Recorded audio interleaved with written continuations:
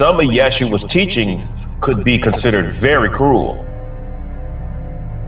if you really practice them.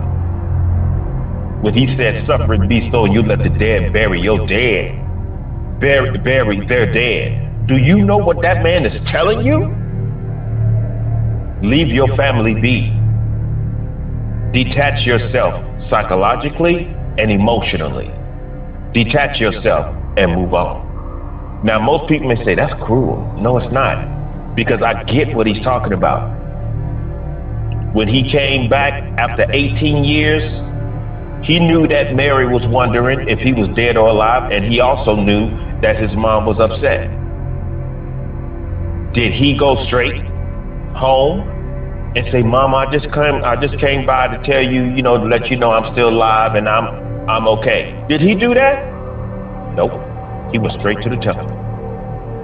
So is it about flesh and blood, or is it about principalities? He said, I'm all about my Father's business.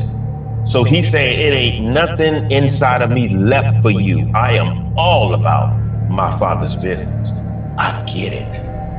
I'm all about the facts. Now, when people hear me quote that, they go, yeah, it's all about the gospel, blah, blah, blah. It's all about the facts. That's what he's saying. It's all about the facts. It's all about the truth. Don't try to stamp a label on it. It's not about Christianity. It's not about religion. It's all about doing what you have to do. Period. That's what it's about. It ain't about mama crying or mama worried about, oh, mama is just wondering where I was. I know, man, don't nobody. Hey, you want to know something? When it comes to the facts, don't none of that matter. That doesn't mean anything. It's all about humanity and getting humanity in order. And see, that's why a lot of people don't understand how cruel his truth actually could be perceived by people who don't get it. Because see, I can understand if people would think that he was cold. Because really the only time that you can say that he raised his voice is between Matthew verses chapter 27 through 26. 24 through 26. When he went off on the scribes and the Pharisees. When he was calling them hypocrites and stuff like that. Now I can see if people can say, well, he was showing his masculinity because he was raising his voice, he was getting them told.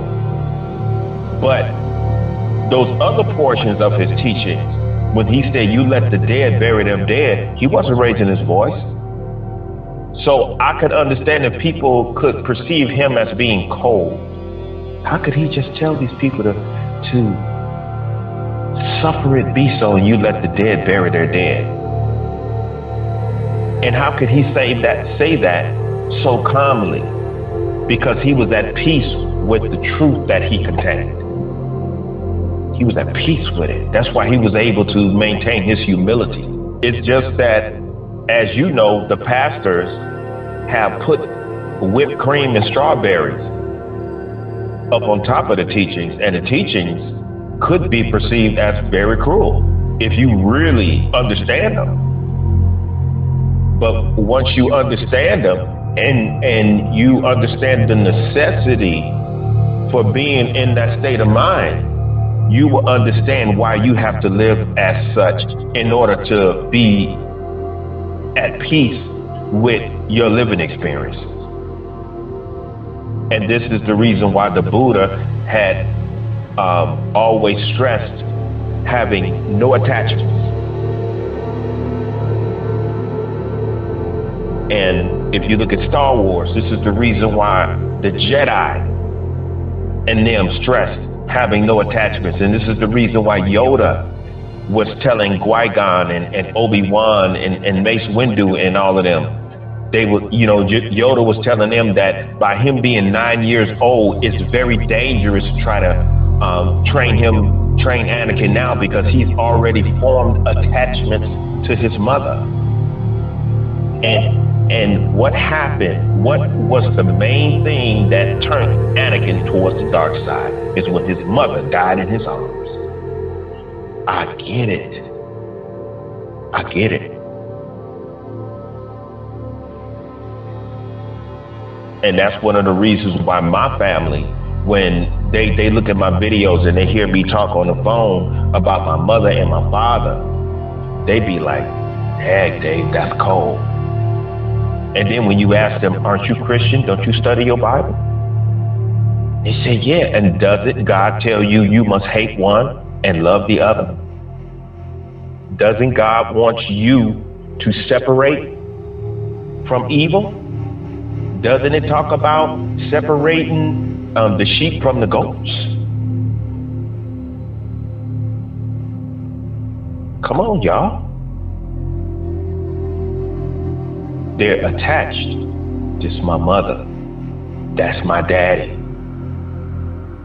Attachments.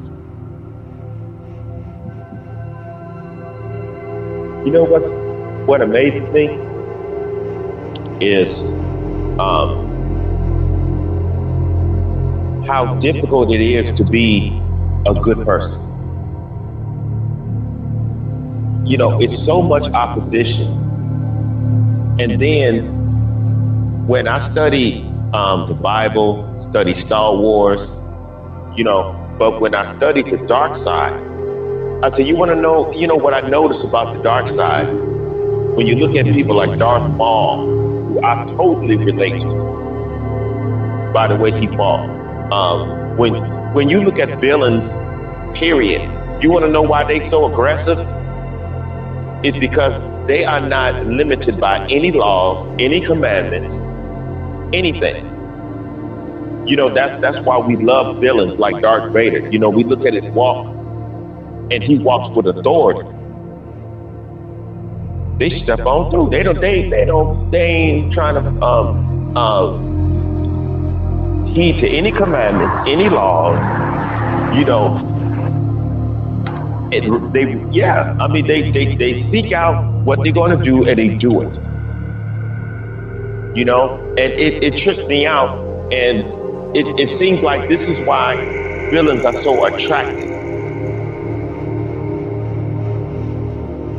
Everybody loves a good villain, you know, but it seems like when you try to be good, see the good people, they are limited with commandments. I was telling a pastor this.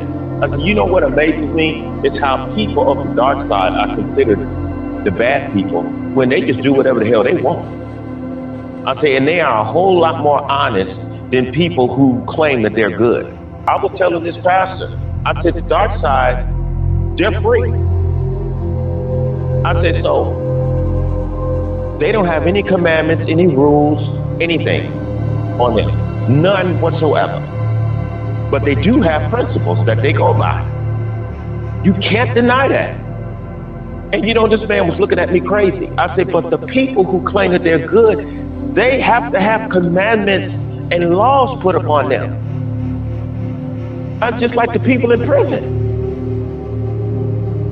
I command you to get your ass up at 4 o'clock and go get you something to eat.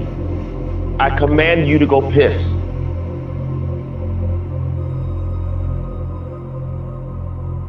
You are held down by these laws and these commandments. And these are the people who are supposed to be the good people.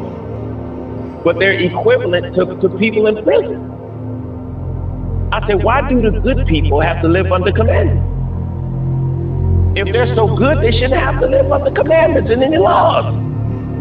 I said, shouldn't the dark side people have commandments and laws imposed upon them? And you know, the man looked at me, and he paused. You want to know why he paused? Because he knew that what I was telling him was true. I said, it's you people. And you want to know why y'all the evil ones? Because you break every law and you break every commandment. So I would rather not have any laws or commandments put on me. You know, therefore I don't get in trouble for breaking it. I said, so the dark side is actually free. I said, and remember, darkness was for light. I said that when everything was in darkness, there was no conflict. It was peace.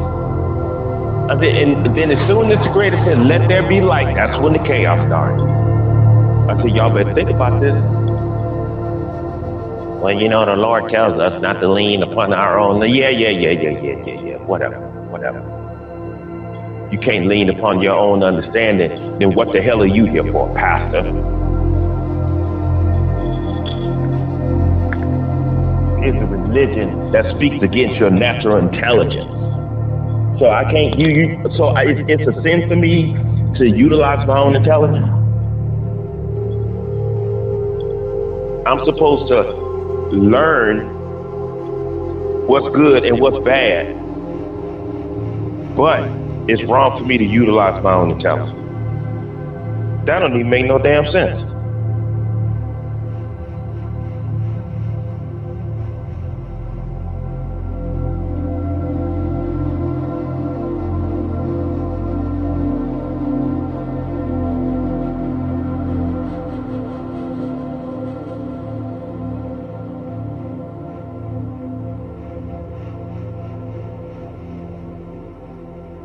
When Jesus or Yeshua, whoever you want to call him, whichever name you choose to utilize, when he said, "My kingdom is not of this world," I think that if you understand exactly what he meant when he said that, and a lot of people do, you would understand that he was talking about being a non-conformist. And there's other scriptures in the Bible that said, "Be not conformed to the things of the world." I feel like if you understand exactly what that means, then it's very easy for you to understand the man's mind. However, we have a whole lot of Christians today who think that they're disciples, who think that they're followers of his example, because when he said "follow me," he was talking about follow his example. That's what he was talking about. When he said, "I am the way, the truth, and the life, and none can get to the Father but through me." He was saying, I'm the example. I'm the way to live.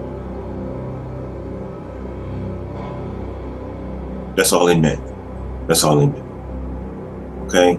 But what I've come to notice through the years, when he said, "My kingdom is not of this world," and what he meant by that, he was a man who did not conform to the things of the world, like the politics, the religions, because he was against the religious world. He was against it. Okay, as a matter of fact, it was the religious world, the church, who actually had him killed, had him crucified. Okay, they were the ones who had him crucified and killed when they collaborated themselves with Rome, which is the government. And how many instances do you see that? I mean, we've seen that back in the 60s. Whenever there was a person who was looked upon as a Messiah or prophet, the powers that be would collaborate together and have them assassinated. I mean, it's a lot of instances out there. I mean, it's the same as when Brother Malcolm was out there and when he went to the UN, he was speaking against the United States government, the same way Yeshua and the disciples spoke against Rome, which is the same government. You're dealing with the same government. So when he said, "My kingdom is not of this world," he was saying that his state of mind and where he's at in his mind and his heart is in opposition of what is going on in this world today in terms of the society. But you have a lot of people out here who claim that they follow his example, but they submit to a lot of things that this government system has imposed on us, like the identification of race and nationality and all of these different political sects, like Democrat, Republican. We call ourselves Black, white, Indian, Americans. Those are things of the world. You know, and a lot of people claim that they follow him and follow his example, but all at the same time, he never claimed a race. He never claimed a nationality. He never claimed anything of the world. He wasn't a part of this world, and therefore he wasn't a part of the government system, like a whole lot of Christians are today. But what a lot of people don't understand, that there's a huge distinction between being a disciple and being a Christian. Because actually in Matthew chapter 10, verse 42 in the King James Version, he says, do these things only in the name of a disciple. Now, a lot of Christians say, well, the disciples were first called Christians in the city of Antioch, but you don't read that scripture carefully. It said the disciples were first called Christians in the city of Antioch. It doesn't imply that they are Christians. It's just what they were called. It's right there. The disciples were called Christians in the city of Antioch. So when you take your time and you do your research, you find out, okay, you inquire, what and who was it who called the disciples Christians? Where did they get this title from?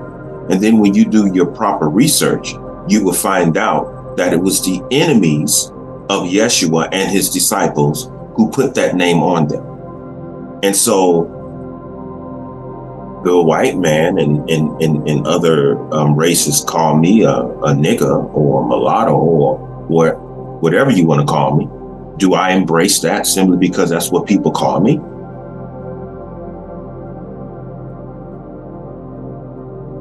So why have you, as so-called followers of him, embraced a title that came from the mentality of his enemies?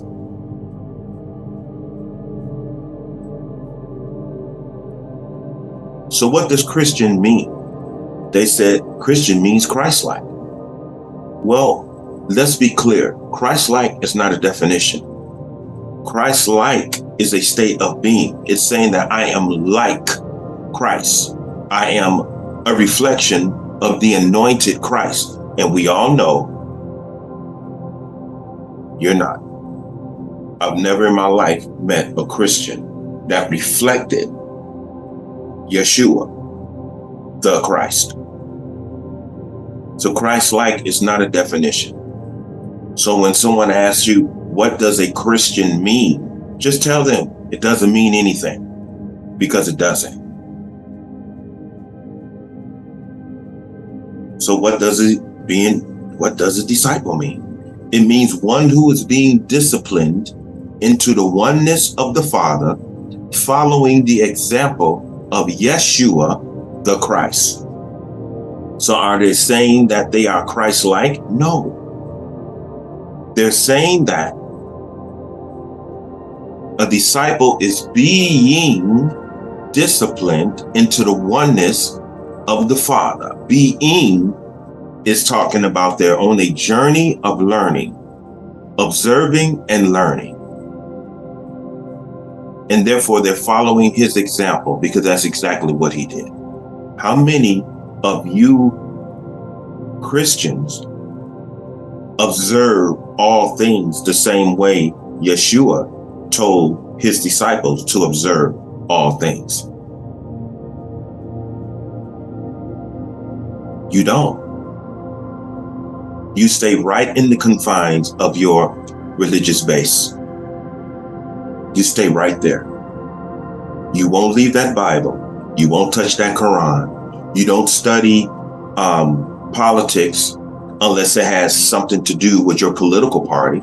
That's as far as you're going to go with learning politics. And that's probably most likely one of the reasons why when election day comes, you have a immense limited understanding of what this government is doing against you, because you don't study. You don't study the system and how it operates. But you want to know something? You're not supposed to be involved in this government system anyway. Because this government system, the same government system that you participate in and you make yourself a part of in terms of a political party, this is the same system that slaughtered Yeshua and nailed him to the cross.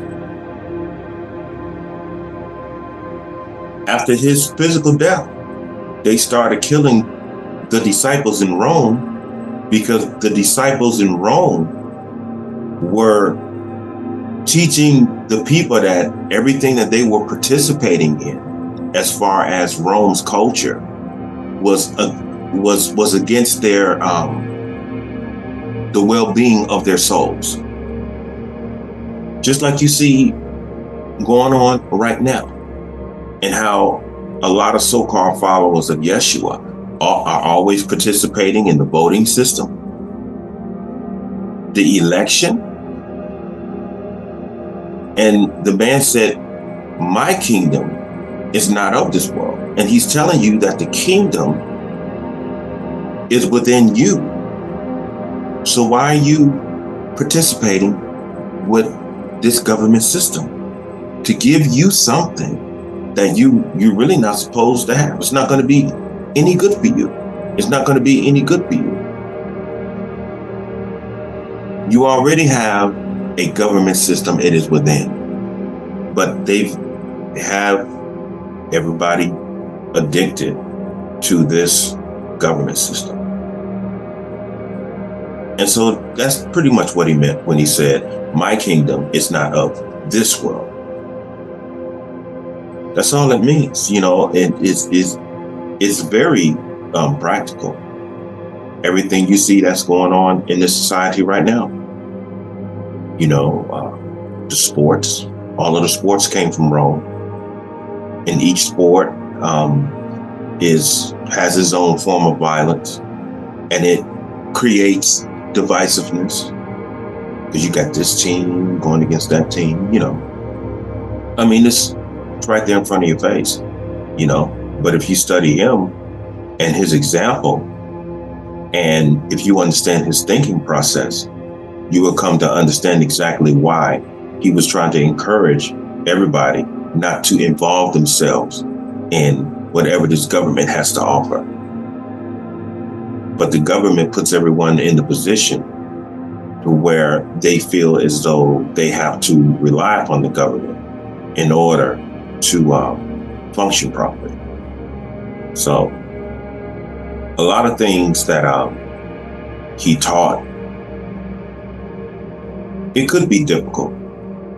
It could be difficult, but a lot of the things that he taught also will give you the freedom that you need. And a whole lot of, a few things like, the first portion of the video talked about is how he wasn't emotionally attached to anybody, pretty much, primarily his mother. As time goes on in the Bible, he started calling his mother woman. He didn't even refer to her with her name after a while. Excuse me, I'm very tired. But when his father, Joseph, had passed, Yeshua is reported to have ventured out to the outskirts of the Middle East. A lot of them, when I was over in India, they said that he went to Asia, he went to India, and he went to a whole lot of places, and he was gone for 18 years. Now, when he returned, I believe he was 30 years old when he came back. Now, when he got back, he understood. He knew that when he left the venture to those places for the sake of learning and observing, he didn't tell his mother. And this was right after Joseph had passed. And so Yeshua was so focused on learning the facts, or as it says in the religion, I'm about my Father's business. I have to be all about my Father's business.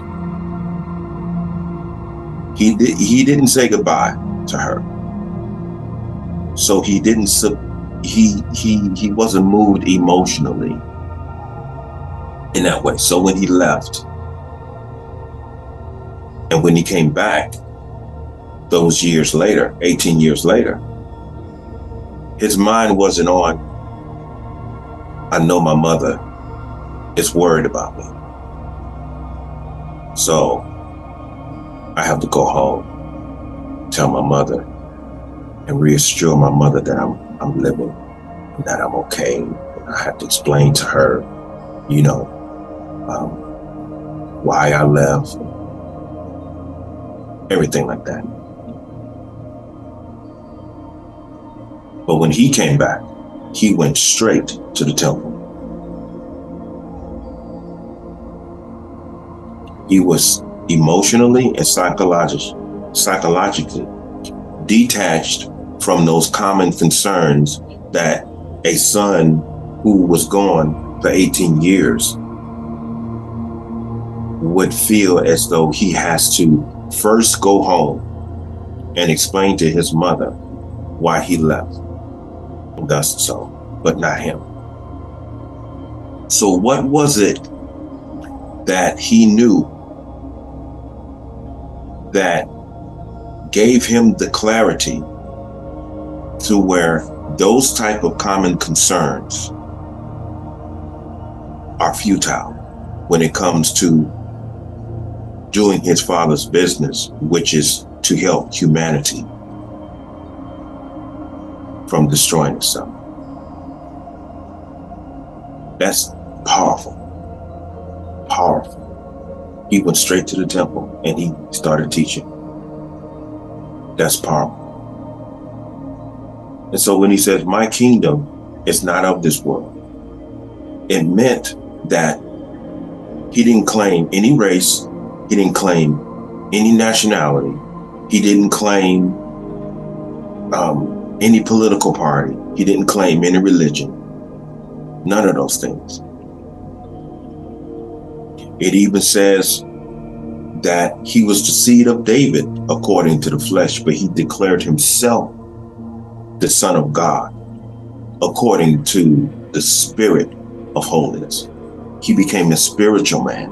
This is what he meant when he told Brother Nicodemus, except a man be born again, he cannot see the kingdom of God. He didn't say reborn.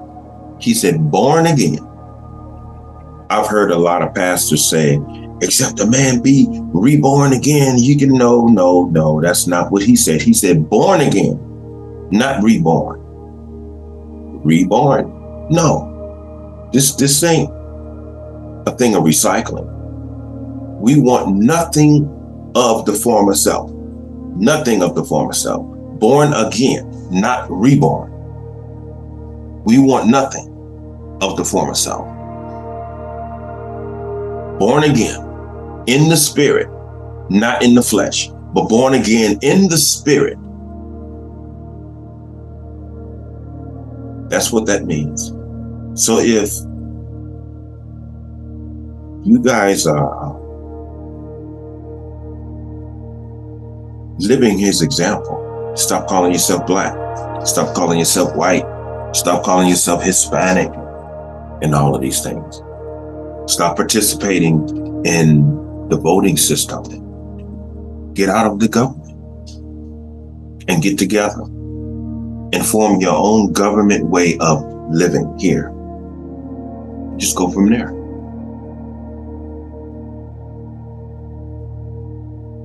You can do it without being a part of a religion. This is what the Beatitudes were all about. Just be yourself.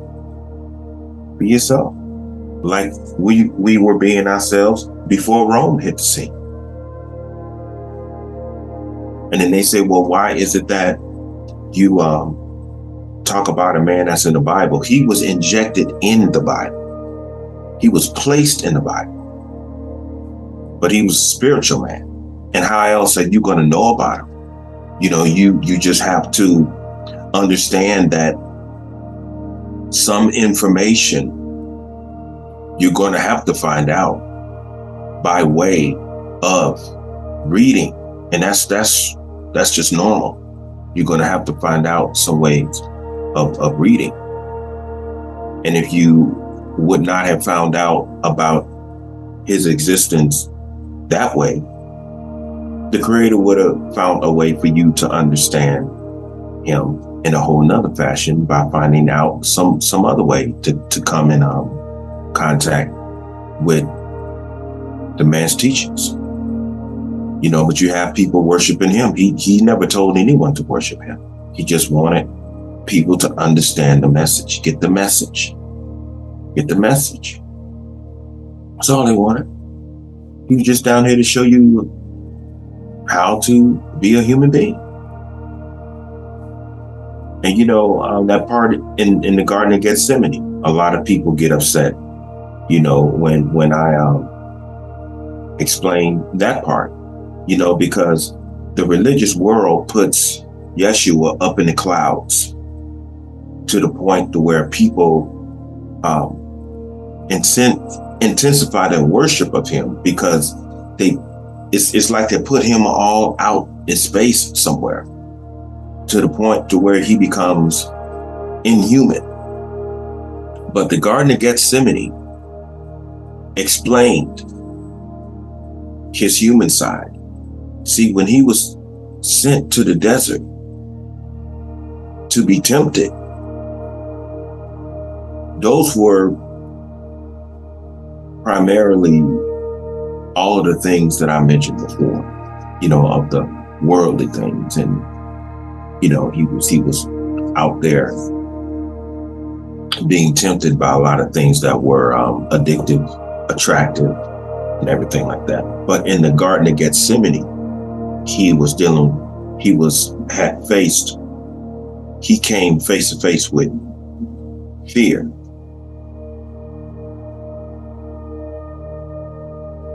And so fear had affected him in such a way.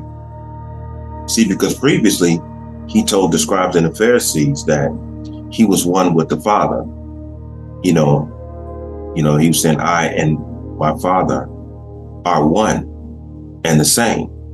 Now, a lot of religious people tell the lie when they say, well, he was basically telling the world that he was God in person. No, that's not what that means.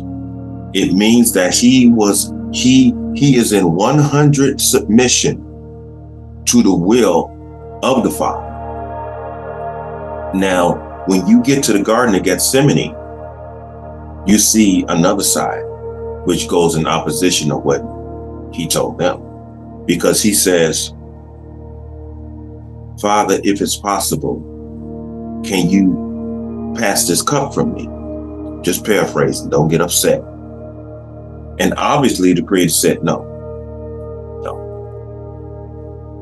You have to deal with this. This is a very vital lesson for you, because I'm teaching you about fear and how it affects the human being and what it does to the human being and how it affects you. And so after that, he says, suffer it be so. For it is not my will, but thine will be done. So what does that mean? Not my will, but thine will be done. Well, if it is not your will, what was your will, Yeshua? Obviously, it was in opposition of the will of the Creator. It's right there in black and white. It's right there. And so once he understood how important it was for him to learn about fear, because that was the only way that he was going to be able to move forward and do what he had to do in order to help save humanity from itself. He observed fear.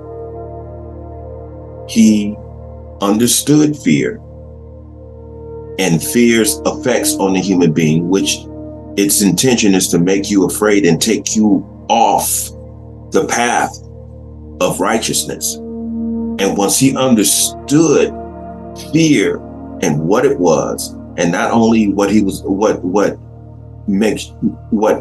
not what he's afraid of, but fear itself. And once he understood that, and through clarity, fear doesn't have its intended effects on you anymore. I mean, it's the same in boxing. You know, you have two boxers staring each other down before they fight, trying to make each other afraid because they're both afraid. That's all it is. They're both afraid. And so I have fear, so I'm trying to stare you down to make you afraid so that I may not be afraid. I mean, that's fear is a very insecure entity. And once you understand fear and its intention, then fear isn't able to have its effect on you because you know what it is and you know its intentions towards you in trying to affect you to the degree that you're no longer able to move ahead because you've been taken off the righteous path, which is a very human thing. That's why I appreciate that chapter so much, because through all of the chapters, to my understanding, it was my favorite chapter because it showed you that Yeshua was a human being. And so when he said to Peter, I believe when Peter said, I have to go back and bury my father, when he said, suffer it be so, will you let the dead bury the dead? Now, as the video said before, and as I said in the video, a lot of people will perceive a lot of his teachings as cruel. But when you are on a divine mission for the sake of bettering humanity, there's certain things in your life that you're going to have to detach from in order for you to do exactly what you have to do. And considering the mentality and the state of being that the people were in, he perceived Peter's family as the dead here. And so this is the reason why he said, let the dead bury their dead. How many of you can give your life to bettering humanity based upon what he revealed to us as human beings, not as Christians, but as human beings?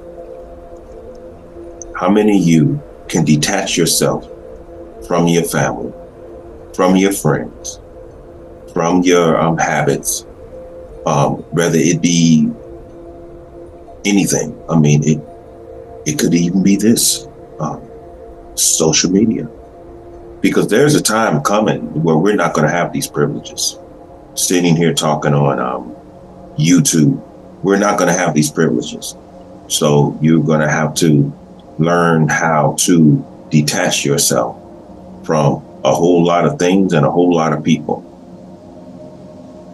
when the time comes. And this is not to make you afraid. It's just pretty much helping you see the importance of not having any attachments. You should be able to let things go, whether it's family or even material things, you know.